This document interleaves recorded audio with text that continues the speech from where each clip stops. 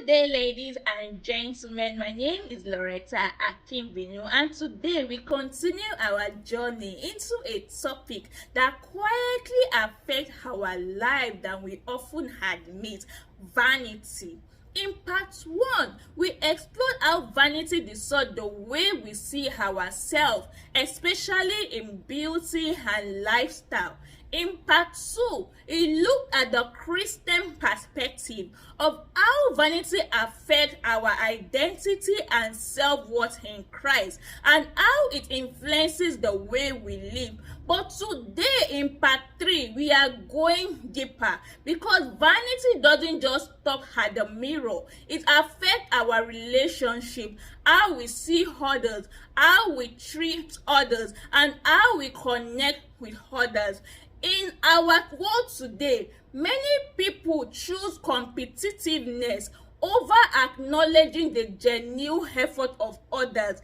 Instead of celebrating one another, some feel the need to appear better than someone else. We start measuring people on what they have, what they own, what they can show from the outside, and because of this our interaction shift. They become less about connection and more about comparison. When that happens, we stop seeing the person, their potential, their depth, their true self. We get stuck on the surface. Vanity may help you to present yourself well, but it should never shape how you communicate with others. We are meant to be loved, valued, and respected, not because of your possession, your status, or your outward appearance, but because of who you are. Your worth is rooted in your character, your heart, and your commitment to the truth. Vanity in relationship goes deeper than wanting others to think well of us. It shows up when we hide our struggles to appear strong. We perform instead of being present. We care more about looking right than doing right. There is a common saying: dress according to how you want to be addressed. But when this becomes the foundation of how we treat people, it contradicts the art of genuine relationship. It shifts our attention to the surface, what a person has, how they look, what they can display, instead of nurturing their inner values. When vanity takes over, something dangerous happens inside of us. We stop seeing people for who they truly are. We stop honoring humanity. We start assessing instead of connecting. And the moment we start assessing, we stop connecting. Love cannot flow when comparison is sitting. Hear me clearly. You are not meant to hide your struggles just to look strong. You are not meant to pretend or perform so that you feel valued in front of people. You are meant to choose sincerity. You are meant to choose openness. You are meant to choose originality over pretend, because connection grows in truth. Love grows where honesty lives. Vanity in interpersonal relationship never creates honesty. It pushes us towards superficiality because we are trying to protect an image.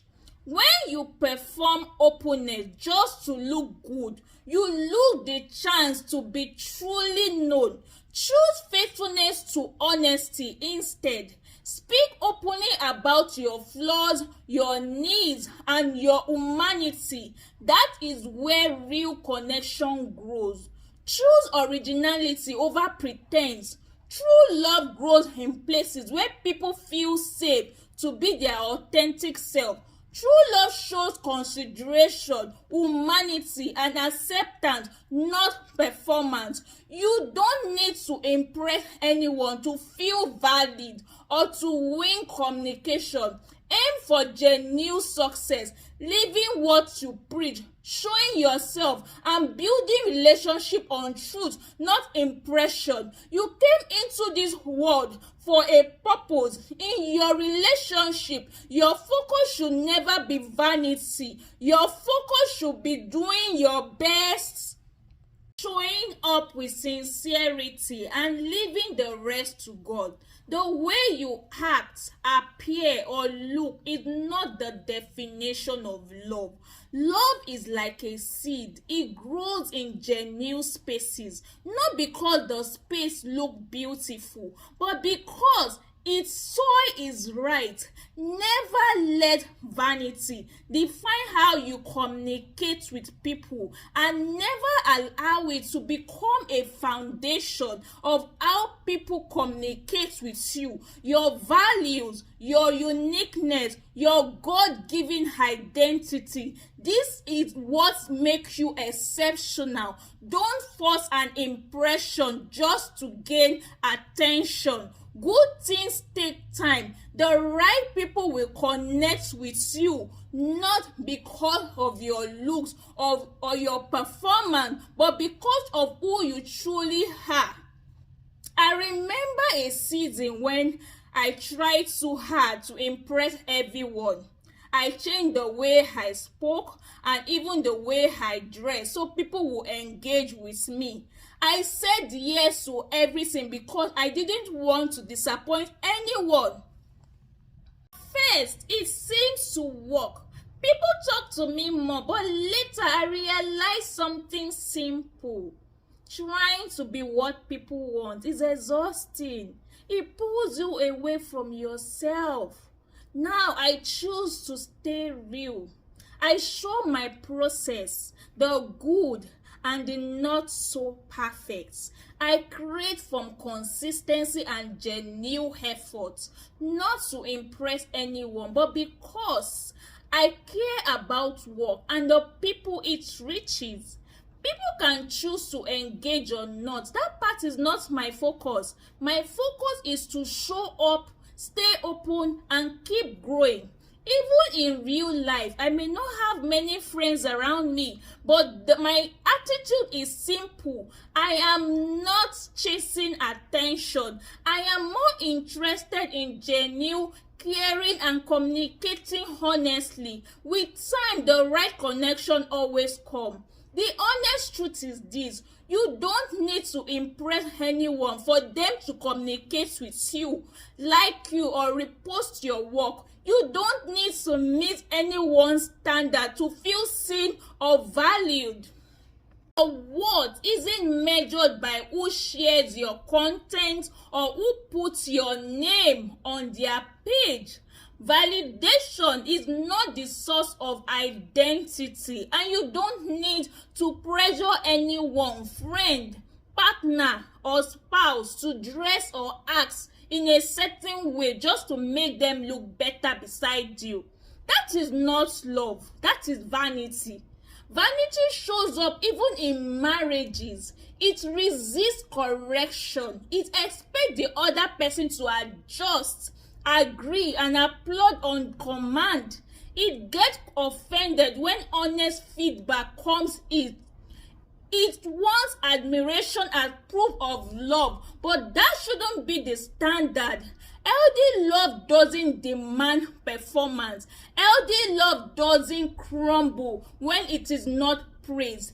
Healthy love listens, adjusts, and grows. If you want to remove vanity from our life and stop it from damaging our relationship, it begins with us. Practice self-esteem. Start seeing yourself as valuable and important. Refuse to let anyone break your sense of worth.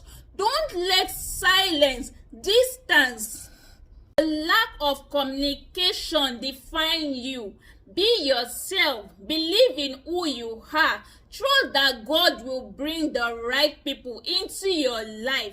People who will love you, communicate with you, and see beyond the surface. Choose to build healthy communication. This is the foundation of relationship, not driven by vanity.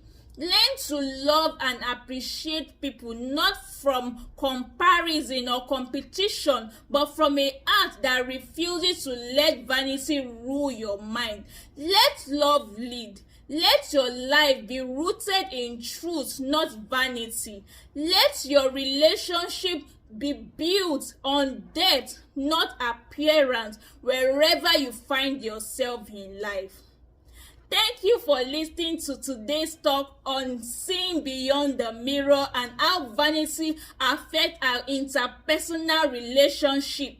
As you reflect, hold on to this simple truth. Relationship grow when we stop performing and start showing up as our real self. In our next section, we will explore how vanity shows up beyond relationship, especially in our ambition, lifestyle, and spending choices, social and relational decisions, the way we overthink our self-perception.